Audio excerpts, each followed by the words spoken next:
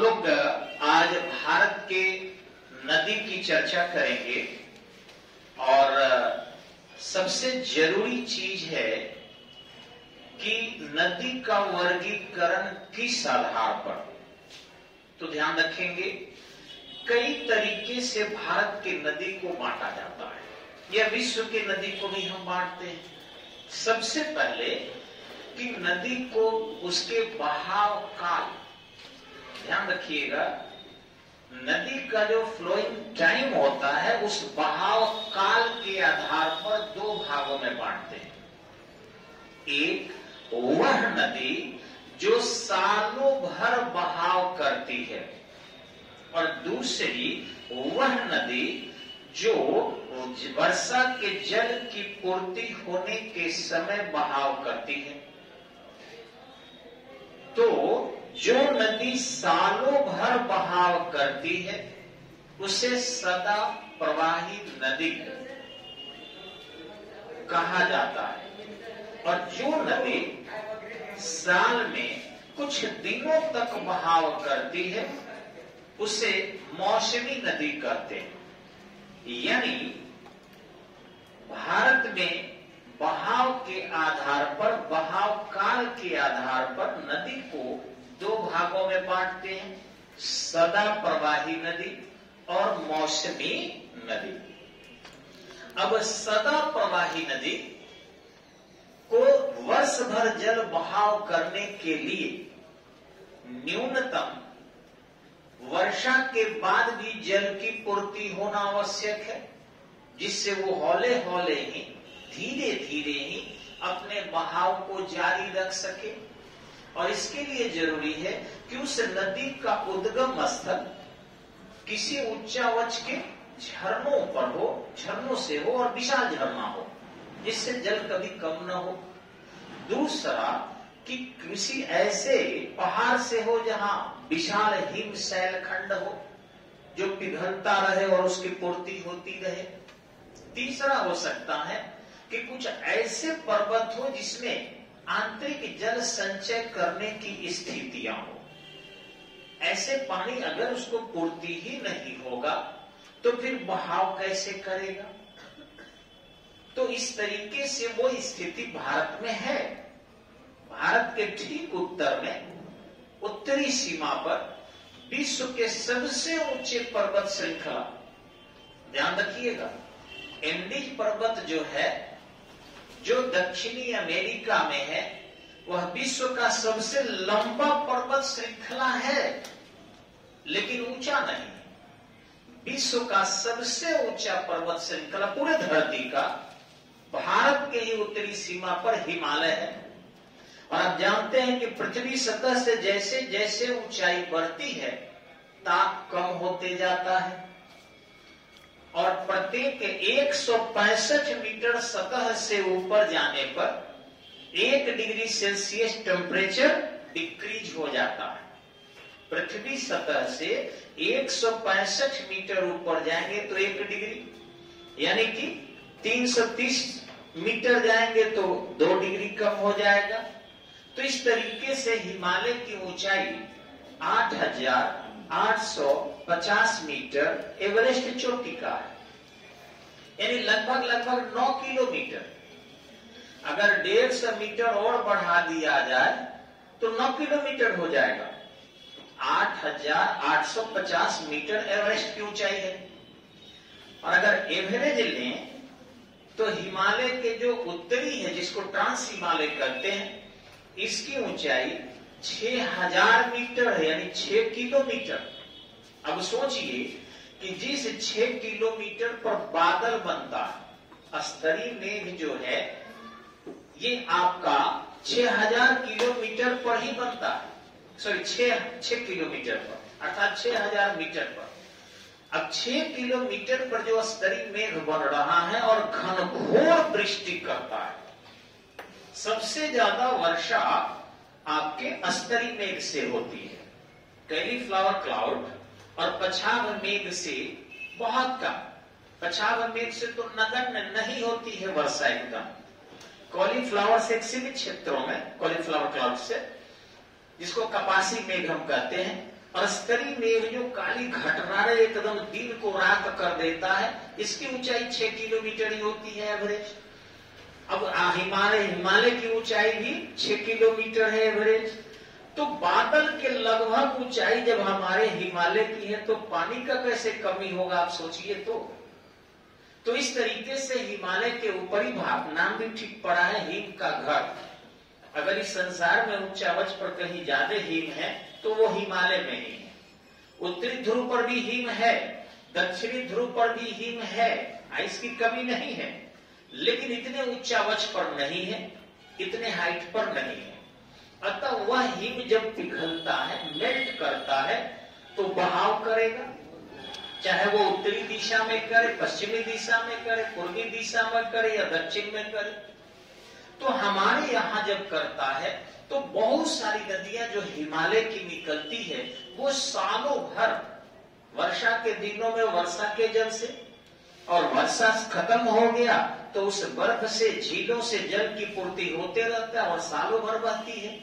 जिसके अंतर्गत आपका अगर भारत में देखे कि भारत से होकर गुजरने वाली सदा प्रवाही नदी कौन कौन सी है, तो उसमें आपको है सिंधु, सतलज, ब्यास, रावी, गोमती, जमुना, गंगा, ठीक इसी ढंग से गंडक, सरयुग, ब्रह्मपुत्र, ये सब भारत कहीं न कहीं से भारत से आकर बहती है।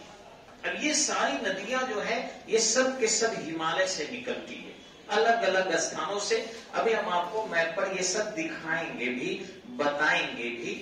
सीधे मैप पर आ जाएं तो इसका मतलब है कि शिक्षक को जानकारी नहीं है और बच्चे लोग जो है थोड़ा सा उतने नहीं पढ़ पाएंगे। पहले समझा देना चाहिए, इसलिए मैं ऐसा कर रहा हूं। आगे देखेंगे, वे नदियां जो किसी कारणवश केवल वर्षा के जल को प्राप्त करके बहती है, वह नदी मौसमी नदी है। वर्षा का जल समाप्त तो नदी में जल रहेगा, लेकिन कई जगह पर लोग आसानी से आर पार होता है, चूंकि सूख जाते हैं, मार्ग उनका बहाव का अवरुद्ध हो जाता है, तो वो सदा प्रवाही नदी नहीं कहलाते हैं, मौसमी नदी कहलाते हैं।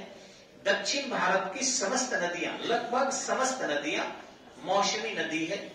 यह राजस्थान की नदी, ये सब मौसमी नदी है, क्योंकि वहां जल की पूर्ति सालों भर नहीं हो पाता है। अब रहा, ये तो दो भाग है, सदा प्रवाही नदी और मौसमी नदी। दो तरीके और से बांटते हैं, एक आपके पूर्व दिशा में गिरने वाली नदी और पश्चिम दिशा में मिलने वाली नदी, गिरने वाली नदी। तो जो नदी पूर्व दिशा की ओर गिरती है वह सब बंगाल की खाड़ी में जाती है, और जो नदी पश्चिम दिशा में गिरती है वो सब अरब सागर में जाती है। कुछ तो हमारे ही देश होकर जाती है और कुछ हमारे पड़ोसी देशों में प्रवेश करके गिरती है। जैसे सतलज है, तो सतलज मेरे देश में बहाव करती है, लेकिन बाद में सिंधु में मिल जाती है और सिंधु पाकिस्तान होकर अरब सागर में। ठीक इसी ढंग से गंगा हमारे देश की सबसे लंबी नदी है, लेकिन हमारे देश के बाद चली जाती है बांग्लादेश में, और बांग्लादेश में ब्रह्मपुत्र से मिलकर और फिर जाकर बंगाल की खाड़ी में गिर जाती है। गंगा की बहुत सारी सहायक नदियां हैं, इसी ढंग से सिंधु की भी बहुत सारी सहायक नदियां हैं।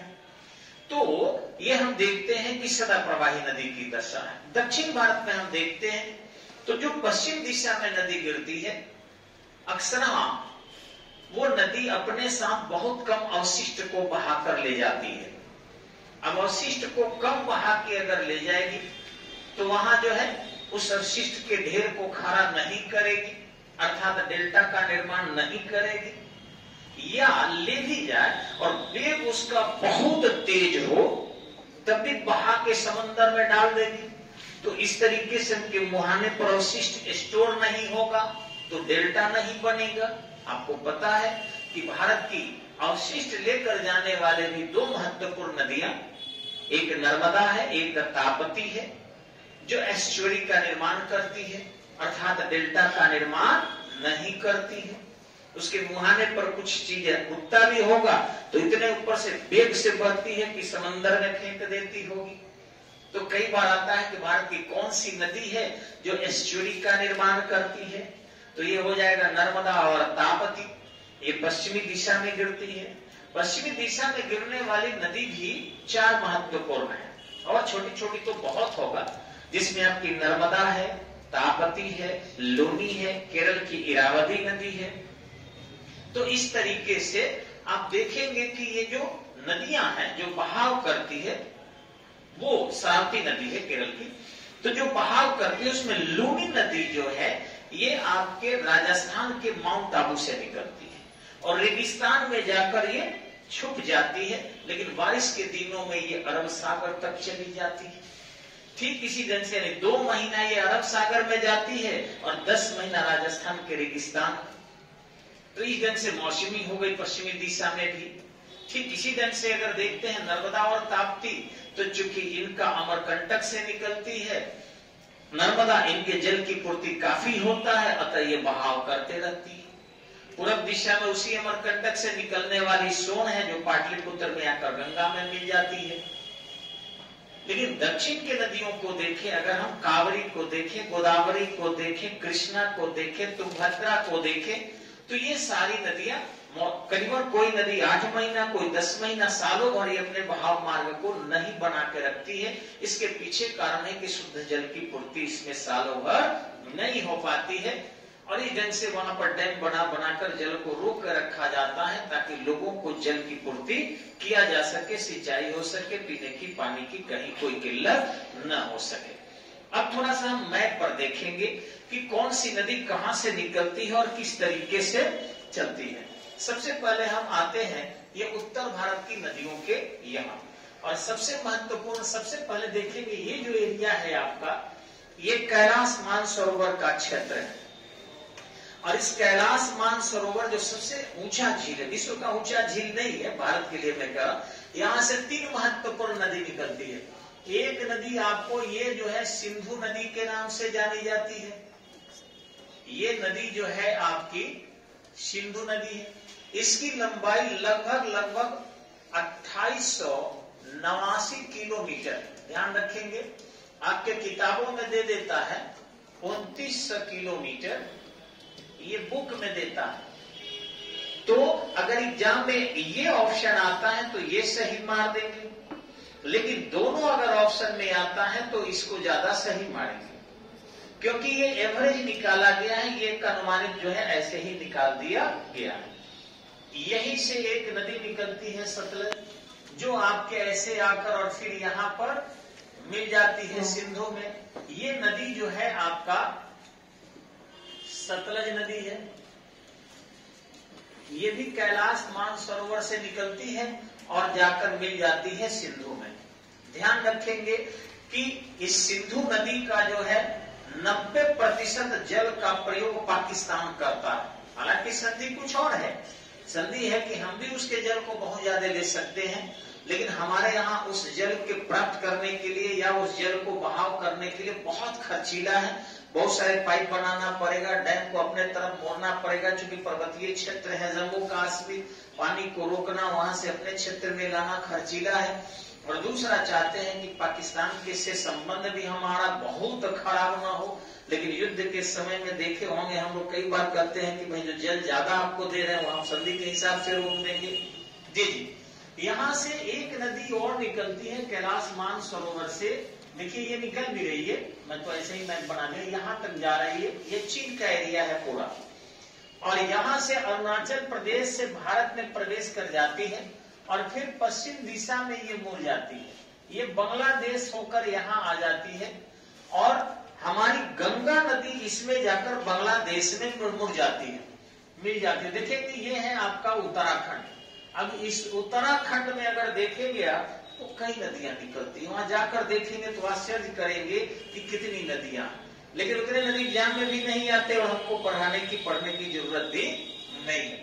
तो अगर हम देखें तो यहाँ से गंगोत्री से ये गंगा नदी निकलती है और ये आगे बहाव करते हुए गंगा आपको यहाँ छपड़ा आ जाती है, और यहां से देखेंगे आप तो जमुना नदी फिर जमुनोत्री से निकलकर, और ये देखिए दिल्ली आपको बनाया हुआ है, हरियाणा, ये पूरा का पूरा दिल्ली है, ऊपर हरियाणा लिखा है और यहाँ दिल्ली लिखा हुआ है। तो दिल्ली में जल की पूर्ति करने का मुख्य स्रोत जमुना नदी है। और यहां से जमुना बहुत ही मैली हो जाती है और इस तरीके से ये जमुना बहाव करते हुए यहां आती है, जहां इससे दक्षिण से जाकर चंबल नदी मिल जाती है। अब ये चंबल नदी जहां मिलती है वो आपको आगरा से थोड़ा आगे होता है, ध्यान रखेंगे। इसके बीच में ये सब मथुरा इलाका है जहां कृष्ण भगवान का जन्म वगैरह हुआ था, जमुना नदी के किनारे। उससे आगे जाते हैं तो आपको आगरा पड़ता है और आगरा से आगे जाके ये दक्षिण से जाकर वहां पर चंबल नदी मिल जाती है, पूरा फैल कर जाकर मिलती है वहां पर। और यहां से जमुना निकलकर सीधे आकर इलाहाबाद में इस एरिया में उत्तर प्रदेश में मिल जाती है। गंगा की सबसे बड़ी सहायक नदी यमुना है पूरे भारत में, लेकिन यही क्वेश्चन अगर बदल के पूछ दे कि बिहार में गंगा की सबसे बड़ी सहायक नदी कौन है, तो क्या उत्तर होगा? कोसी। अगर बिहार डाल दे कि बिहार में गंगा की सबसे बड़ी सहायक नदी कौन है, तो कोसी। ये पूछे कि गंगा की सबसे बड़ी सहायक नदी कौन है, तो ऑप्शन देखना है। नहीं, ऑप्शन में मान लीजिए नहीं रहा तब जमुना ऑप्शन से भी आंसर होता है, खाली क्वेश्चन से नहीं होता। अगर जमुना है तो जमुना मानिए, और अगर जमुना नहीं है कोसी डाल दे तो कोसी मारिए। तो इस तरीके से आपको बिहार डाल भी सकता है, नहीं भी डाल, लेकिन पूरे भारत में ऐसे ही सिंपल पूछ दे कि गंगा की सबसे बड़ी सहायक नदी कौन है और जमुना ऑप्शन में है तो जमुना सही हो जाएगा। अगर जमुना नहीं हो कोसी हो तो कोसी हो जाएगा। कई बार तो ये पूछता है कि गंगा में किस दिशा से कौन कौन सी नदी मिलती है, तो ध्यान रखेंगे कि उत्तर दिशा से मिलने वाली नदियों को कहा जाता है बाएं तरफ से मिलने वाली नदी। क्योंकि देखिए गंगा ऐसे बह रही, ऐसे आकर ऐसे बह रही है और मैप में ऐसे नियम है, तो ये नॉर्थ हो जाता है, ये साउथ हो जाता है, ये वेस्ट हो जाता है और ये ईस्ट हो जाता है। मैप का यही नियम है। तो मान लीजिए ऐसे नदी बह रही है, इसका मतलब है उनका लेफ्ट क्या हो जाएगा? नॉर्थ साइड में, और राइट क्या हो जाएगा? साउथ साइड में। तो कहे अगर ये समझना चाहिए, किसी भी नदी के बहाव के तरफ आप मुंह करके खड़ा हो जाइए। जैसे आपने सिंधु देख लिए, तो मान लीजिए सिंधु को समझने के लिए हम थोड़ा सा यहाँ ला रहे हैं, समझने के लिए केवल। तो यहाँ देखेंगे, यहाँ भी ऐसे काट दीजिए। ये वाला पार्ट नॉर्थ हो गया, ये हो गया साउथ, ये हो गया वेस्ट, ये हो गया ईस्ट। अब यहाँ पर ये नॉर्थ एरिया जो है ये सब एरिया राइट हो जाएगा और ये साउथ एरिया क्या हो जाएगा? लेफ्ट हो जाएगा। आप कहेंगे सर इसमें तो राइट नीचे लिखे हैं और इसमें राइट ऊपर लिखे हैं, क्यों? तो नदी के बहाव का नियम है कि जिधर नदी बह रही है आपका मुंह उधरे होना चाहिए, उसके विपरीत दिशा में नहीं। जैसे ये छपड़ा है और मैं अभी खड़ा हूं उत्तर दिशा में मुंह करके, तो छपड़ा की नदी इधर पश्चिम पड़ता है, पश्चिम से जो है इधर पूरब बह रही है। हम क्या करेंगे कि इधर पूरब है तो पूरब मुंह करके खड़ा हो जाएंगे। अब इधर का मेरे दाहिना हाथ वाला गंगा का राइट एरिया हो गया और गंगा ये मेरा लेफ्ट वाला लेफ्ट हो गया। तो गंगा में जो इधर से मिलेगा, इधर बहाव है, तो ये सब होगा कि गंगा के बाएं तरफ से मिलने वाली नदी। तो देखिए आपको गंगा अगर ऐसे बह रही है तो पूरा का पूरा ये सब एरिया जो हो जाता है वो लेफ्ट हो जाता है। गंगा के उत्तर वाला एरिया क्या हो जाएगा? लेफ्ट हो जाएगा, क्योंकि गंगा का मुंह इधर पूरब दिशा में है। देखिए ये मैंने पूरब बनाया है, तो ये लेफ्ट हो जाएगा और ये एरिया सब क्या हो जाएगा? राइट हो जाएगा। तो पूछता है कि दिशा ही दे देता है, दक्षिण दिशा भी देगा ना, तो आपको समझना पड़ेगा कि राइट तरफ से, ये ध्यान रखिएगा, यानी यहां से, ये नहीं कि लेफ्ट से। और अगर पूछे कि बाएं तरफ से, तब क्लियर होइएगा, दाएं तरफ से तब क्लियर होगा। दाएं कहे तो ये एरिया राइट, लेफ्ट कहे तो लेफ्ट, लेकिन दक्षिण दिशा कहे तो ये हो जाएगा और उत्तर दिशा कहे तो ये हो जाएगा। मैप कभी बदलता नहीं है, ध्यान रखिएगा।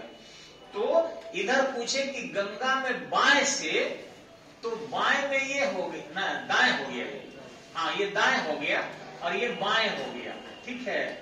तो बाएं दाएं ऐसे करेंगे, लेकिन उत्तर दिशा से कहे तो कभी भी उत्तर दिशा नॉर्थ साइड यही होगा, साउथ साइड ये होगा।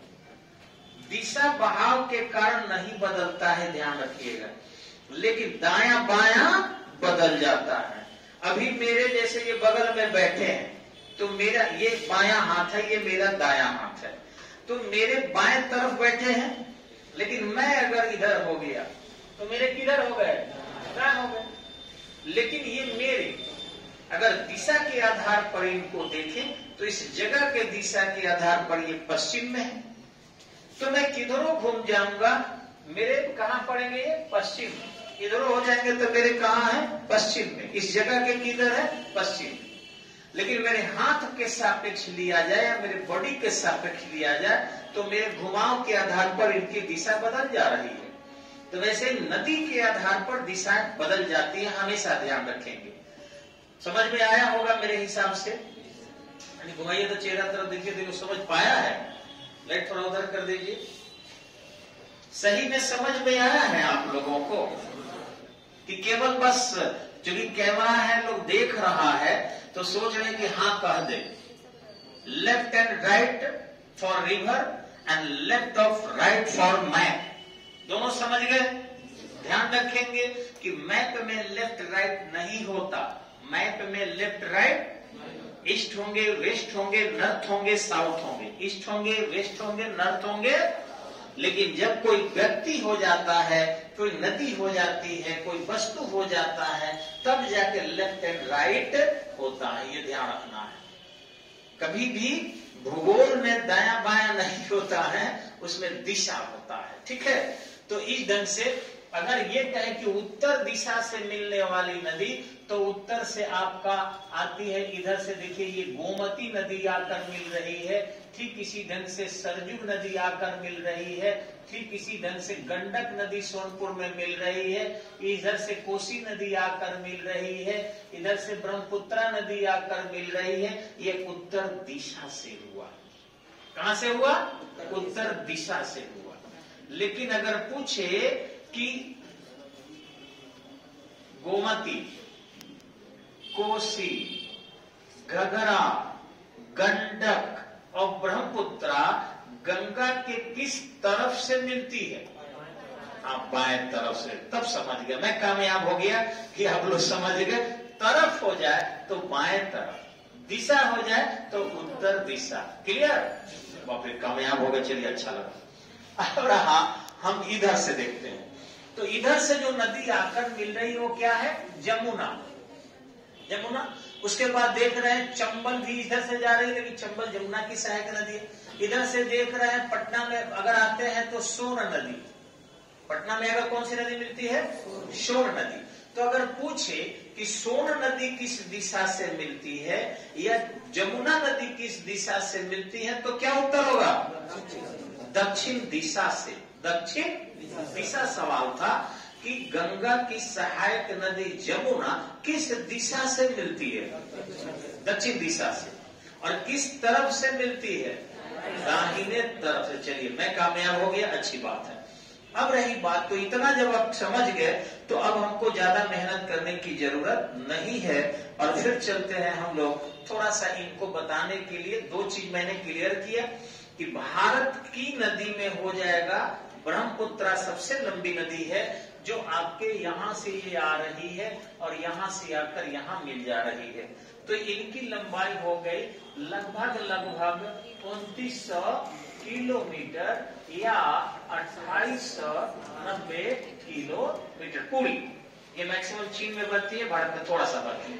और अगर ये ऑप्शन नहीं हो तो यहीं से आने वाली, ये पाकिस्तान होकर गिरने वाली 2889 किलोमीटर, या अगर नहीं देइए तो इसका भी 2900 किलोमीटर। ये किलोमीटर के डिफरेंस से सबसे बड़ी लंबी नदी कौन सी हो जाती है भारत की? की लगाए तो अभी बार बार मैं कह रहा हूं। और भारत में बहने वाली सबसे नदी, तो ये अगर आप गंगा लेते हैं तो इसकी लंबाई हो जाती है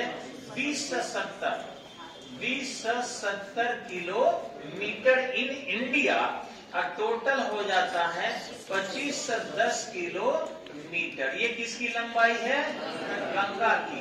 ये गंगा की इंडिया में लंबाई है, ये ध्यान रखिएगा, 20 से 70 किलोमीटर। गंगा की लंबाई 20 से 70 किलोमीटर इंडिया और 2510 किलोमीटर आपको पूरी लंबाई है। आपके एनसीईआरटी में यही दिया है, एनवीटी में यही दिया है, लुसेंट और एसपीडी वगैरह 25 से 25 दिया है, वो भी मैं जानता हूं, लेकिन उनको बताने की जरूरत नहीं है। भारत सरकार के आंकड़े को ही ज्यादा मैं करता हूं क्योंकि एग्जाम में वही सही माना जाता है। हाँ, अगर ये ऑप्शन न रहे तो आसपास के जो रहे वो मार देना है। कई बार क्वेश्चन सेंटर बिहार के एग्जाम में लुसेंटे को ले लेता है, या पहाड़े को ले लेगा, उपकारे को ले लेगा, और यहाँ खुशी गाइड को ले लेता है। लेकिन अगर एनसीईआरटी को माना जाए तो ये ज्यादा आपका करेक्ट है, ये ध्यान रखना है। अब देखते हैं हम कि यहाँ देखिए कि ये सवाल पूछ दे कि केवल भारत में बहने वाली सबसे लंबी नदी, केवल भारत में बहने वाली सबसे लंबी नदी, तो आपका हो जाता है ये गोदावरी। देखिए यहां से आती है गोदावरी और यहाँ गिर जाती है। इनका 1465 किलोमीटर लंबाई, केवल भारत में बहने वाली है, ध्यान रखेंगे, क्योंकि ये किसी देश में नहीं जाती है।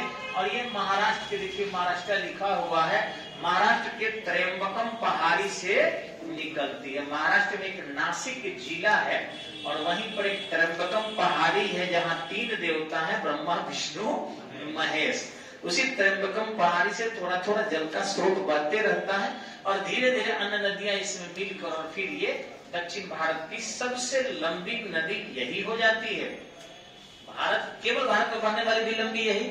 और प्रायद्वीपीय भारत के बीच, प्रायद्वीपीय भारत यहाँ से हम काटते हैं, आपको शायद आश्चर्य करेंगे कि दक्षिण भारत कहते हैं 22 डिग्री नॉर्थ चैनल से नीचे हो गया तो दक्षिण भारत और ऊपर हो गया तो नॉर्थ इंडिया। 22 डिग्री से नॉर्थ 23.5 डिग्री, 23.5 डिग्री से कर्क रेखा गुजरती है। लेकिन 22 डिग्री उत्तरी अक्षांश के नीचे वाले स्टेट को हम लोग बोलते हैं दक्षिण भारत, उसके ऊपर वाले को बोलते हैं उत्तर भारत। एकदम ज्योग्राफी में ये फाइनलाइज कर दिया गया है कि 22 डिग्री उत्तरी अक्षांश से नीचे के जो भी क्षेत्र है वो दक्षिण भारत कहलाएगा और 22 डिग्री से ऊपर के जो है उसको उत्तर भारत कहलाएगा। ठीक इसी ढंग से पूर्वी और पश्चिमी का भी वर्गीकरण कर दिया गया है। 82 डिग्री, ठीक है, पूर्वी देशांतर रेखा के पूर्व को पूर्वी भारत और पश्चिम को पश्चिमी भारत अगर 2 भागों में बांटेंगे तो 82 डिग्री पूर्वी देशांतर रेखा के पूर्व को पूर्वी भारत और पश्चिम को पश्चिमी भारत कहा जाता है। 82 डिग्री भारत का स्थानीय समय मानक रेखा है जिसको हम लोग क्या कहते हैं, हाँ ना, ग्रीनिच मीन टाइम लंदन से 0 डिग्री देशांतर रेखा को कहते हैं। यह Indian standard time, Indian standard time IST, ठीक है, ये है। और ये लंदन से ग्रीनिच मीन टाइम से 5.5 घंटा पहले होता है, चूंकि पूरब में है, ध्यान रखिएगा। तो खैर ये हमने देखा। अब रही बात आपको कि जो ये 2 नदियां यहाँ से निकलती है, आप देखेंगे मध्य प्रदेश से एक नदी जो नर्मदा है यहाँ आकर गिर रही है और ताप्ती नदी भी जो है आपका यहीं से निकलते हुए और फिर ताप्ती थोड़ा ऊपर से आती है। देखिए हाँ ये नदी है, थोड़ा इसको हम हटाकर बनाएंगे तो थोड़ा ज्यादा साफ आप देखिएगा। चलिए यहाँ से दूसरे कलर लेते हैं हम। तो देखिए ये ताप्ती नदी है आपका, ये देख रहे हैं, ये ताप्ती नदी जा रही है और ऐसे ऐसे आपका ये निकलती है।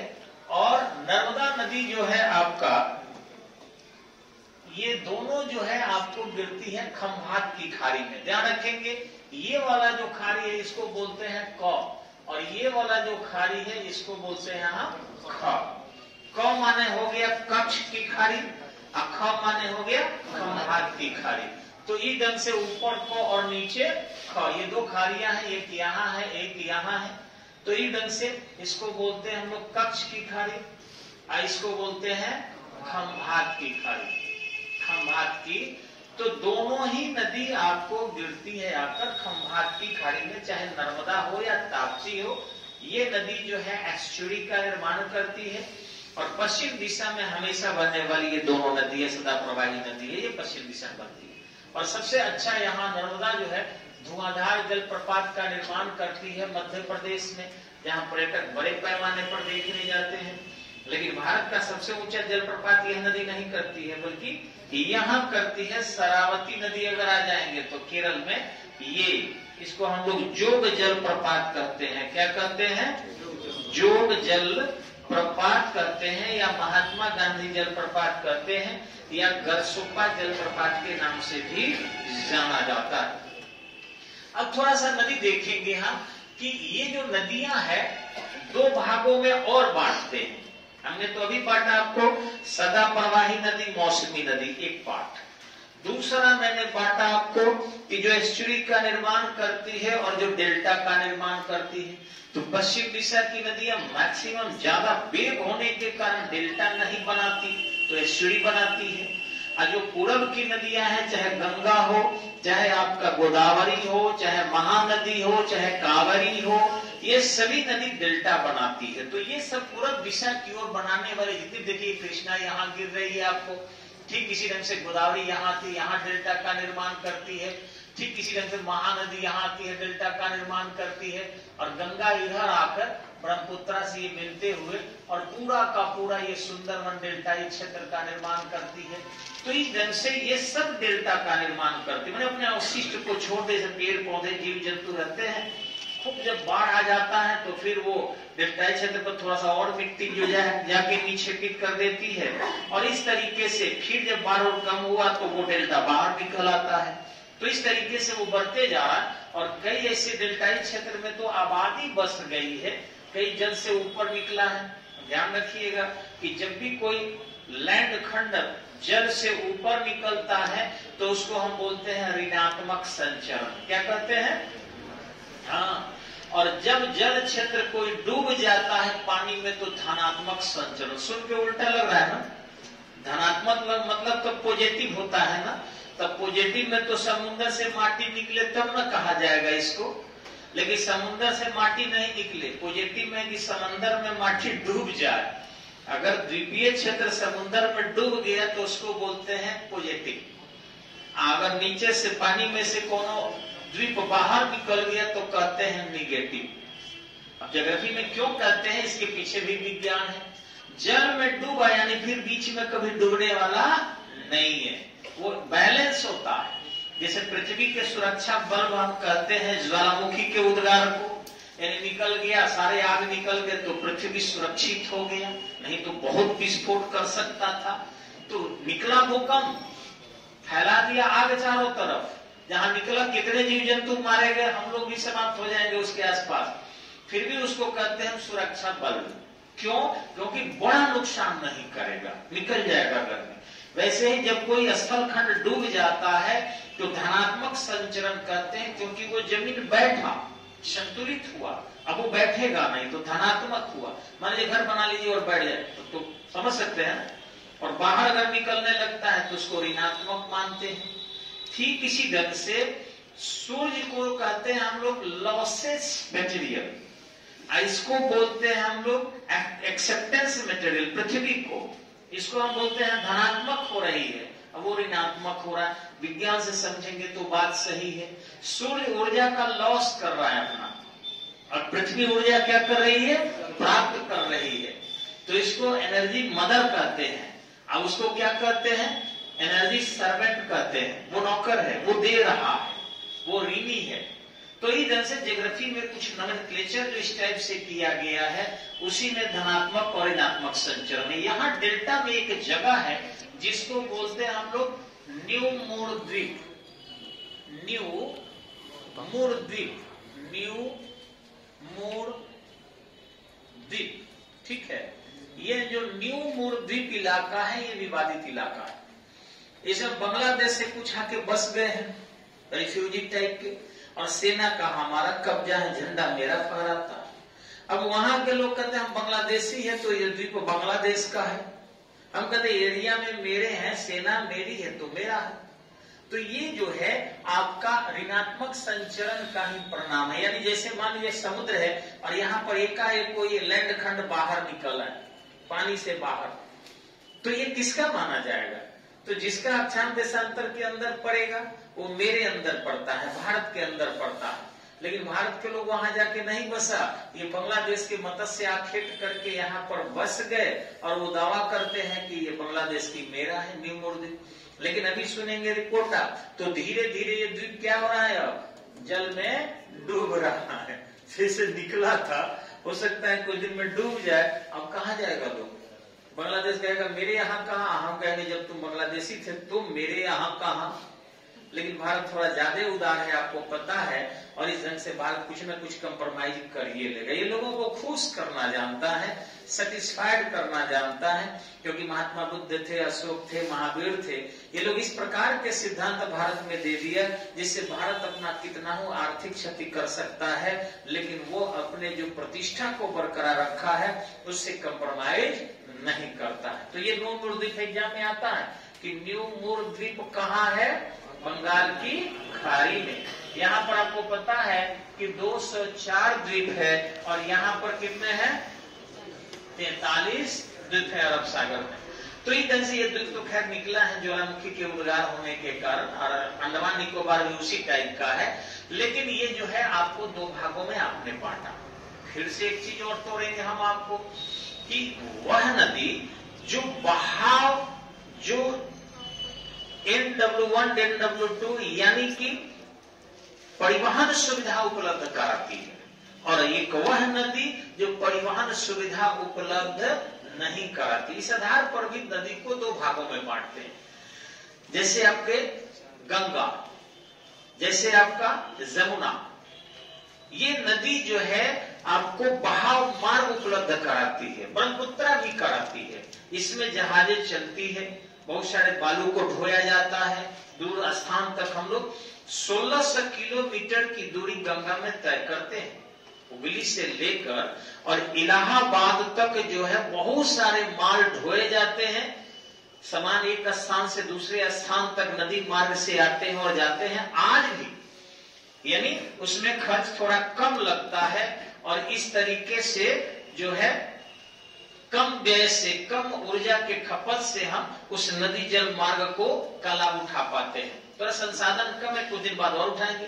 अब कुछ नदियां ऐसी होती है, कुछ नदियां ऐसी होती है जहां पहाड़ों से गुजरने के कारण नदी है, लेकिन उसको हम परिवहन के रूप में उपभोग नहीं कर सकते। तो देखें कि भारतीय नदी को कई तरीके से हमने बांटा। एक बार रिकॉल करा देते हैं, पर कल के क्लास में ये टोटल नदी आपको बता देंगे कि कौन सी नदी कहाँ लंबी है, कहाँ से निकलती है और कहाँ जाकर मिल जाती है। लेकिन एक बार जो हम किए हैं उसको रिकॉल कर लेते हैं। दो प्रकार से, पहला बहाव काल के आधार पर, सदा प्रवाही और मौसम। दूसरा अपने अवशिष्ट को जमा करने के आधार पर, जो नहीं जमा करती एस्चुरी बनाती है, जो जमा करती है डेल्टा बनाती है। तीसरा पश्चिम दिशा में बहने वाली, पूर्व दिशा में बहने वाली, तो ये फिर दो भाग में। और चौथा भाग हम लोग तोड़े जो अपने बहाव मार्ग से परिवहन सुविधा उपलब्ध कराती है और जो दूसरी परिवहन सुविधा उपलब्ध नहीं कराती है। और बीपीएससी में, आईएएस में, दरोगा में, सीडीएस में, एनडीए में इसी स्टैंडर्ड के क्वेश्चन से आप लीड लेंगे। वो जो टपोरी टाइप के छोटा छोटा हम लोग पढ़ रहे हैं उसे लीड नहीं ले सकते, इसलिए समझ समझ कर पढ़ने की ज्यादा आवश्यकता है। धन्यवाद, नमस्कार, जय हिंद। फिर आते हैं हम लोग अगले वीडियो में।